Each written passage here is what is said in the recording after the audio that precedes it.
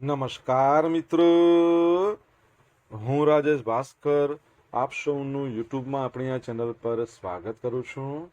મિત્રો, આજે આપણે તારીખ 15 ઓગસ્ટ 2026ના કેટલાક મોસ્ટ ઇમ્પોર્ટન્ટ કરંટ અફેર અને અગાઉની પરીક્ષામાં પૂછાયેલા કેટલાક ઇમ્પોર્ટન્ટ પ્રશ્નો વિશે ડિટેલમાં ચર્ચા કરીશું, જે આપને આવનારી પરીક્ષા માટે ખૂબ જ ઉપયોગી સાબિત થશે. તો મિત્રો, આપ આ ચર્ચા સાથે જોડાઈ રહેજો અને વિડીયોને પહેલેથી લઈને છેલ્લે સુધી પૂરેપૂરો જોવાનો આગ્રહ રાખજો. તો ચલો મિત્રો, શરૂ કરીએ. શરૂઆત કરતાં પહેલાં જણાવી દઉં કે જો તમારે આપણી આ યુટ્યુબ ચેનલને સબસ્ક્રાઇબ કરવાનું બાકી હોય તો ચેનલને સબસ્ક્રાઇબ કરજો, નોટિફિકેશન બેલ આઇકોનને પ્રેસ કરીને, અને જો તમને વિડીયો પસંદ આવે તો વિડીયોને લાઇક કરજો, પરંતુ વિડીયોને શેર કરવાનું ના ભૂલતા. તમારા જેટલા પણ મિત્રો જેઓ કોમ્પિટિટિવ એક્ઝામની તૈયારી કરી રહ્યા છે એ બધા મિત્રો જોડે આ વિડીયોની લિંકને અત્યારે શેર કરો, તમે જે તે સોશિયલ મીડિયા એપ્લિકેશન વાપરતા હો એમાં. ચલો તો શરૂઆત કરીએ. અને શરૂઆત કરતાં પહેલાં બધા જ મિત્રોને, બધા જ વિદ્યાર્થી ભાઈઓ બહેનોને સ્વતંત્રતા દિવસની હાર્દિક શુભેચ્છાઓ. સૌપ્રથમ જોઈશું અગાઉની પરીક્ષામાં પૂછાયેલા મહત્વના દિવસો, જેના જવાબો તમારે મને કમેન્ટ બોક્સમાં લખીને જણાવવાના છે. વિડીયોના લાસ્ટમાં જ્યારે હું તમને આ દરેક પ્રશ્નના જવાબ જણાવું ત્યારે તમારે ચેક કરવાનું છે કે તમે આપેલા પ્રશ્નોના જવાબમાંથી કેટલા પ્રશ્નોના જવાબ સાચા છે, અને જેટલા પણ પ્રશ્નોના જવાબ સાચા હોય એનો આંકડો તમારે કમેન્ટમાં લખવાનો છે કે 10માંથી આટલા સાચા છે.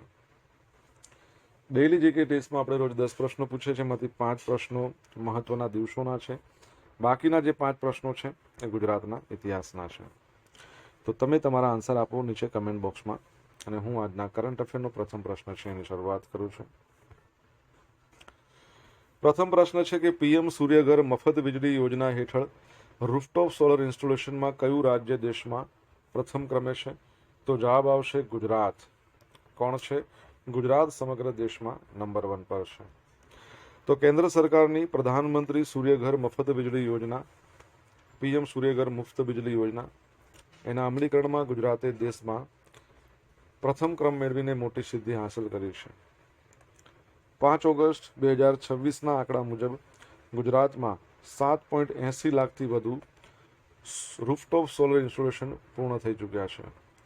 હવે આપણે મુખ્ય આંકડા જોઈ લઈએ. 5મી ઓગસ્ટ સુધીના ગુજરાતમાં ટોટલ ઇન્સ્ટોલેશન 7,80,553 સમગ્ર દેશમાં નંબર 1 પર. કુલ નોંધાયેલી અરજીઓ હતી 77.65 લાખ. દેશમાં કુલ ઇન્સ્ટોલેશન 41.49 લાખ. એટલે કહી શકાય છઠ્ઠા ભાગના તો ગુજરાતમાં છે. 7×42 થાય ને. મુખ્ય સ્થાપિત ક્ષમતાની વાત કરીએ તો 14,894.95 મેગાવોટ.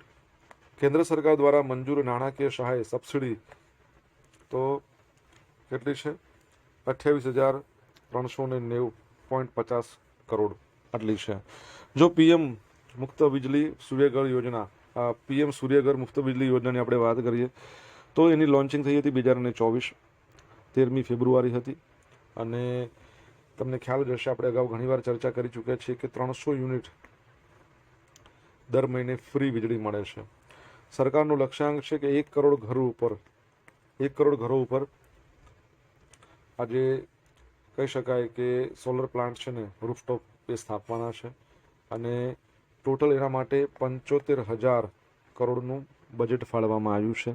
તમારા માટે પ્રશ્ન એ છે કે આ જે પ્રધાનમંત્રી સૂર્યઘર મુફ્ત વીજળી યોજના છે એ અંતર્ગત કેટલા રૂપિયાની સબસિડી મળે છે, કેટલા હજારની સબસિડી? કમેન્ટ બોક્સમાં લખીને જણાવો તમને આવડે તો.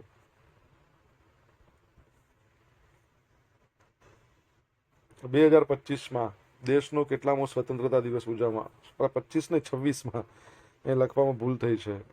26ની વાત છે આ વર્ષની, બરાબર છે.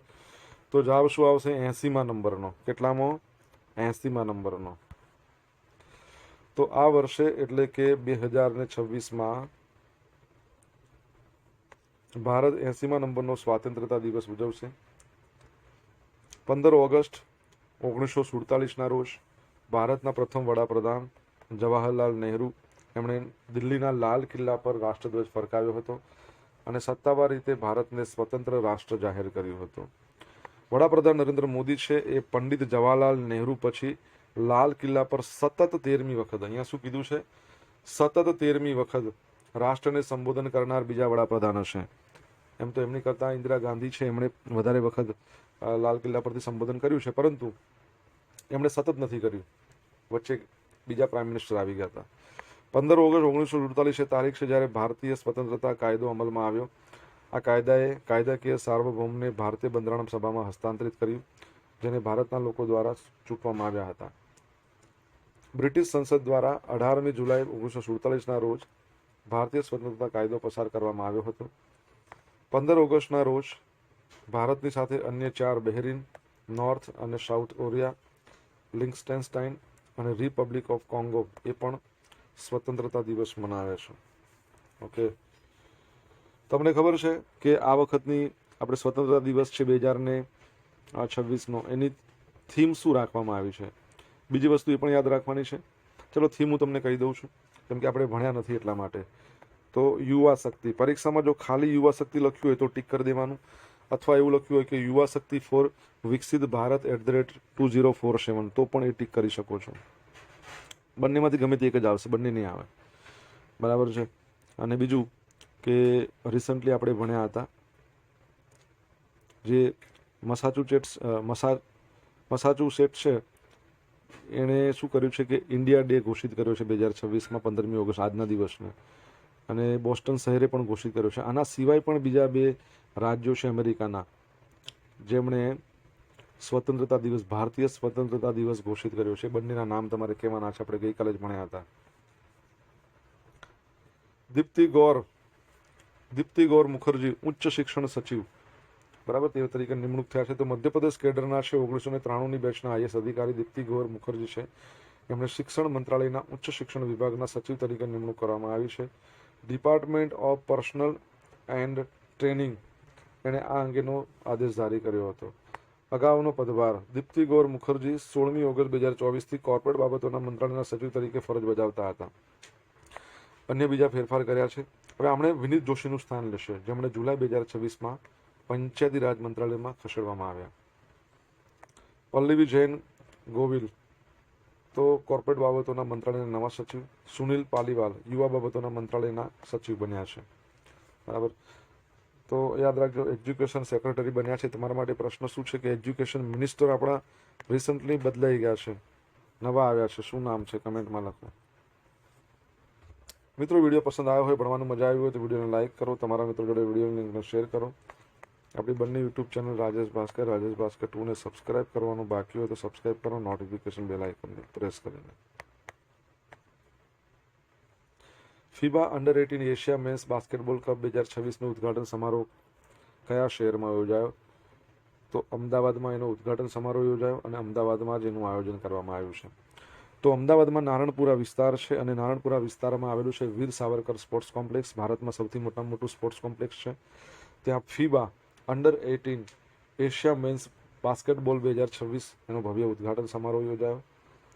આ કાર્યક્રમમાં આપણા ગુજરાતના જે સહકાર મંત્રી છે જીતુભાઈ વાઘાણી, આ ઉપરાંત ફીબા એશિયાના પ્રેસિડેન્ટ છે ડૉક્ટર કે ગોવિંદરાજ, તો આ બંને ઉપસ્થિત રહ્યા હતા. સહભાગી ટીમો ક્યાંની હતી? એશિયા ઓશનિયા એટલે એવું કહી શકાય ઓસ્ટ્રેલિયા, ન્યુઝીલેન્ડ, એની આસપાસનો બધો વિસ્તાર. તો એશિયા અને ઓશનિયા વિસ્તારની શ્રેષ્ઠ 16 અંડર-18 બાસ્કેટ ટીમો એશિયન ટાઇટલ અને FIBA under nineteen basketball world cup 2027ના ક્વોલિફિકેશન માટે ભાગ લઈ રહી છે. ગુજરાતમાં આંતરરાષ્ટ્રીય સ્તરની આ બાસ્કેટબોલ ટુર્નામેન્ટનું આયોજન પ્રથમ વખત થઈ રહ્યું છે. આયોજકો કોણ કોણ છે? બાસ્કેટબોલ ફેડરેશન ઓફ ઇન્ડિયા, એના દ્વારા ગુજરાત સરકાર, ફીબા એશિયા અને ગુજરાત સ્ટેટ બાસ્કેટબોલ એસોસિએશન એના સંયુક્ત સહયોગથી આયોજન કરવામાં આવ્યું છે. ફીબા, બરાબર છે, ઇન્ટરનેશનલ બાસ્કેટબોલ એસોસિએશન 1932માં સ્થાપના થઈ અને એના જે પ્રેસિડેન્ટ છે શેખ સઉદ અલી અંથાની, અને એનું હેડક્વાર્ટર તો તમે કહી દેશો મને શું છે, કઈ જગ્યાએ, કમેન્ટ બોક્સમાં લખો. તાજેતરમાં ઇન્ટરનેશનલ ચેસ ફેડરેશન ફિડેના કાર્યકારી અધ્યક્ષ તરીકે કોણે પદભાર સંભાળ્યો છે? તો વિશ્વનાથ આનંદ. કોણે? વિશ્વનાથ આનંદ. તો ભારતના મહાન ચેસ ખેલાડી 5 વખતના વર્લ્ડ ચેમ્પિયન વિશ્વનાથ આનંદ છે, એમણે ઇન્ટરનેશનલ ચેસ ફેડરેશનના કાર્યકારી અધ્યક્ષ તરીકેનો પદભાર સંભાળ્યો છે. યુરોપિયન યુનિયનના ફિડેના વર્તમાન પ્રમુખ આર્કોડી ડોકોવિચ પર પ્રતિબંધો લગાવ્યા બાદ આ નિર્ણય લેવામાં આવ્યો છે. હવે પ્રતિબંધનું કારણ કેવું છે ખબર છે કે રશિયા અને યુક્રેન વચ્ચે લગભગ 4 વર્ષથી આસપાસનો સમય થઈ ગયો, યુદ્ધ ચાલી રહ્યું છે. તો એના કારણે યુરોપિયન યુનિયન છે ને એણે શું કર્યું, રશિયા સાથે જોડાયેલી જે મોટી મોટી હસ્તીઓ છે એના પર નવા પ્રતિબંધો જાહેર કર્યા છે. એમાં ફિડેના પ્રમુખ છે ને આર્કોડી ડોકોવિચ એમનું પણ નામ છે. કેમ કે આર્કોડી ડોકોવિચ છે ને એ 2012થી લઈને 18 આ વર્ષગાળા દરમિયાન રશિયાના ડેપ્યુટી પ્રાઇમ મિનિસ્ટર ઉપપ્રધાનમંત્રી રહી ચૂક્યા છે.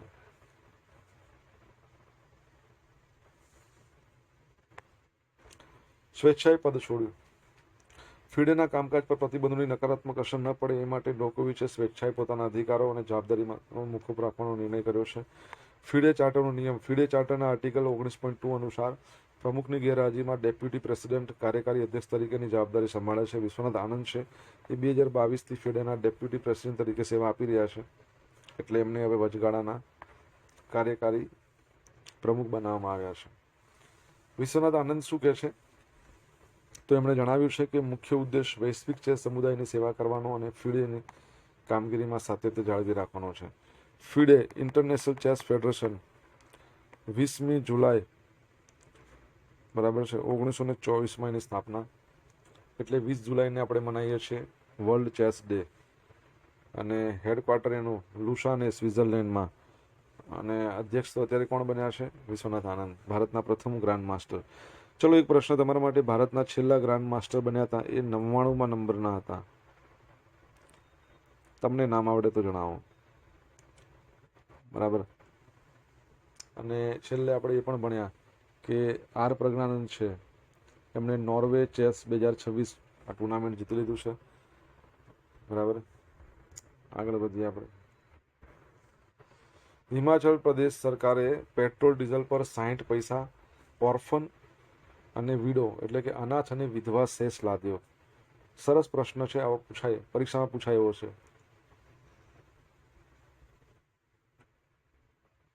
તો હિમાચલ પ્રદેશ સરકારે પેટ્રોલ અને ડીઝલ પર પ્રતિ લીટર 60 પૈસાનો અનાથ અને વિધવા શેષ ઉપકર આ લાદવાની જાહેરાત કરી છે. સુધારેલા ભાવ 11 ઓગસ્ટ મધ્યરાત્રિથી અમલમાં આવી પણ ગયા છે. આ ટેક્સ હિમાચલ પ્રદેશની વેટ એક્ટ 2005 એની કલમ 6(1) એના હેઠળ લાદવામાં આવેલો છે. આમાંથી મળનારી આવકનો ઉપયોગ છે ને અનાથ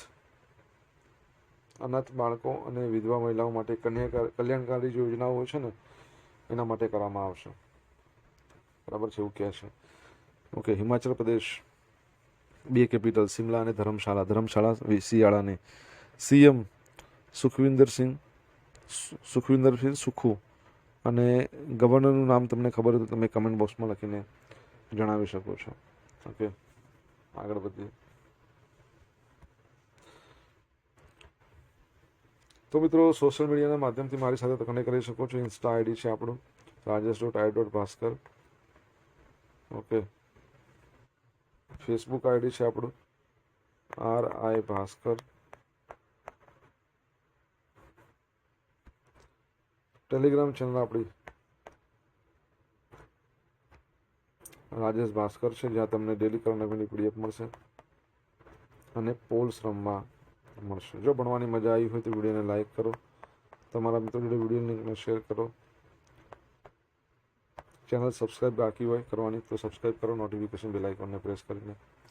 મૃત્યુદંડ એટલે ફાંસીની સજા નાબૂદ કરનાર પ્રથમ આરબ દેશ કયો બન્યો છે? આરબ તો લેબનાન. આપણે લેબનોન કહીએ છીએ ને, તો લેબનાન છે એની સંસદે મૃત્યુદંડ ડેથ પેનલ્ટીને સંપૂર્ણ નાબૂદ કરવાની ઐતિહાસિક નિર્ણય લીધો છે. આ સાથે લેબનાન મૃત્યુદંડ નાબૂદ કરનાર આરબ દેશનો પ્રથમ દેશ બની ગયો છે. સંસદની બહુમુખી સભ્યોએ મૃત્યુદંડની જગ્યાએ શું કીધું ખબર છે? કે તમે એક કામ કરો, મૃત્યુદંડની જગ્યાએ આજીવન કારાવાસ રાખો અને એમાં પણ સખત મજૂરી કરવાની. લેબનોનના જે ન્યાયમંત્રી છે આદિલ નશારે, એમણે આ નિષ્કર્ષને દેશ માટે એક ઐતિહાસિક પગલું જણાવ્યું છે. નવી સજા શું છે? મૃત્યુદંડના સામે નવી સખત મજૂરી સાથે આજીવન કેદ. મહત્વ 128 સભ્યોની સંસદમાં હિઝબુલ્લાહ એના સંસદીય જૂથ છે, એમના સિવાય મોટાભાગના સંસદો આ પ્રસ્તાવની તરફેણમાં મતદાન કર્યું છે. સામાન્ય ક્ષમા કાયદો આ એવા નિર્ણય સામે આવ્યો છે જ્યારે સંસદ 1990ના ગૃહયુદ્ધ પછીના સૌથી મોટા સામાન્ય ક્ષમા કાયદા એના પર ચર્ચા કરી રહ્યા છે. ઓકે, ચલો હવે તમને ખબર છે કે આપણે રિસન્ટલી ભણ્યા હતા, લેબનન છે એને ફાંસીની સજા મુક્ત કરી, એટલે કે બંધ કરી દીધી. એક એવો દેશ છે જેમાં એના પૂર્વ પ્રેસિડેન્ટને ફાંસીની સજા ઘોષિત કરી દેવામાં આવી છે અને તેઓ પોતાનો દેશ છોડીને રશિયા જતા રહ્યા હતા, મોસ્કો. ઓકે, શું નામ છે કમેન્ટમાં લખો. National payment corporation of India વેપારી પોઈન્ટ ઓફ સેલ માટે NFC near field communication tap to pay technology વિકસાવશે.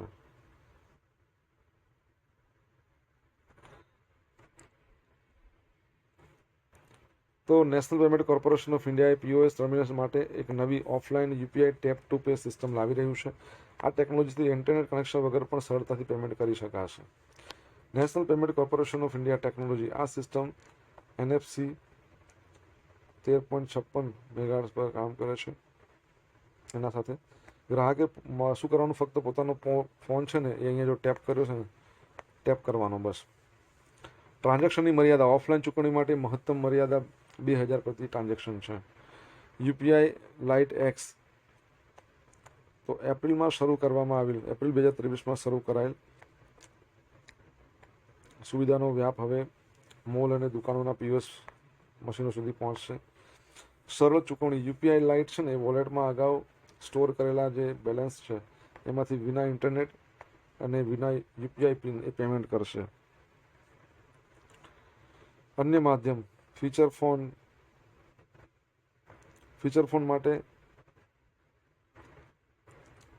*99# આ સેવા ઉપલબ્ધ છે, જેની મર્યાદા 15,000 રૂપિયા છે. Okay, national payment corporation of India આપણે એની વાત કરીએ તો 2008માં એની સ્થાપના થઈ, બરાબર છે. એના MD CEO તમે મને કહેશો, ચેરમેન તો અજય કુમાર ચૌધરી. આ national payment corporation of India છે ને એ જ લાવ્યું હતું ભારતમાં UPI.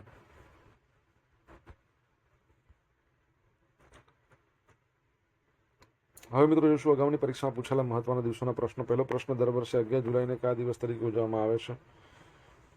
બરાબર છે, તો વિશ્વ જનસંખ્યા દિવસ અથવા વિશ્વ વસ્તી દિવસ પણ કહી શકાય. 11 જુલાઈ છે ને, તમને ખબર છે, એક અને એક સાથે આવે તો થઈ ગયા અનેક, એવું યાદ રાખજો. મહિલા અત્યાચાર વિરોધી દિન કયા વર્ષથી ઉજવવામાં આવે છે? વર્ષ 2000ની સાલથી. રાષ્ટ્રીય કાયદા દિવસ ક્યારે ઉજવવામાં આવે છે? 26 નવેમ્બર કહી દો, રાષ્ટ્રીય કાયદા દિવસ, રાષ્ટ્રીય બંધારણ દિવસ. ભારતમાં ગુડ ગવર્નન્સ ડે ક્યારે ઉજવે છે? તો આપણા ભારતના પૂર્વ વડાપ્રધાન અટલ બિહારી વાજપેયીનો જન્મદિવસ 25 ડિસેમ્બર. ખાલી જગ્યાના દિવસને વિશ્વ આરોગ્ય દિવસ તરીકે ઉજવાય છે,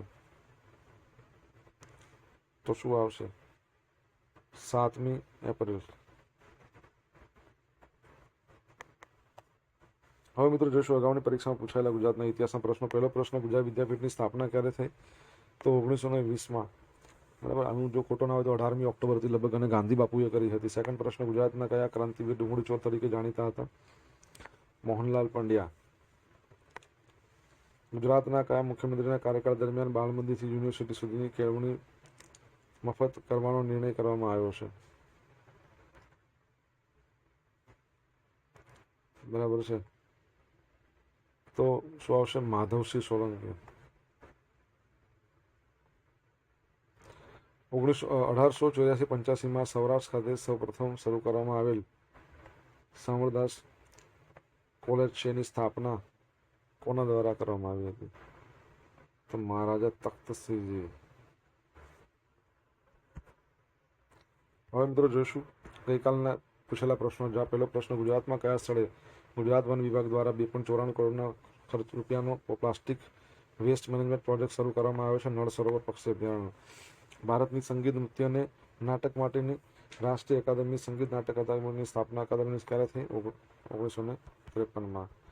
આજે પૂછેલા પ્રશ્નો જવાબ જોઈ લઈએ. પહેલો પ્રશ્ન હતો, પ્રધાનમંત્રી સૂર્યઘર મુફ્ત વીજળી યોજના અંતર્ગત સબસિડી કેટલી મળે છે? 78,000ની. પહેલા 30,000 1 કિલોવોટ, બીજા કિલોવોટ 30,000, 60 થયા, ત્રીજા કિલોમીટર 18 લાખ. સેકન્ડ નંબરનો પ્રશ્ન છે કે 2026માં 2026માં આપણે સ્વતંત્રતા દિવસ છે, એના માટે ભારતીય સ્વતંત્રતા દિવસ એ ન્યુયોર્ક અને ન્યૂ જર્સીએ ઘોષિત કર્યો છે. ત્રીજા નંબરનો પ્રશ્ન, નવા શિક્ષણ મંત્રી આપણા કોણ છે? પ્રહલાદ જોશી છે. ચોથા નંબરનો પ્રશ્ન કે ફીબા છે એનું હેડક્વાર્ટર ક્યાં છે? જીનીવામાં આવેલું છે. પાંચમા નંબરનો પ્રશ્ન, ભારતના 99મા નંબરના ચેસના ગ્રાન્ડ માસ્ટર તો વીએસ રથનવેલ. એક બાકી છે એટલે પછી સેન્ચુરી થઈ જશે. છઠ્ઠા નંબરનો પ્રશ્ન, હિમાચલ પ્રદેશના ગવર્નર કોણ છે? કવિન્દ્ર ગુપ્તા. સીએમ તો સુખવિન્દર સિંહ સુખુ. સાતમા નંબરનો પ્રશ્ન શું કે પૂર્વ પ્રેસિડેન્ટને ફાંસી આપવાવાળો દેશ રિસન્ટલી જે ચર્ચામાં છે, સિરિયા, દમાસ્કસ છે એનું કેપિટલ.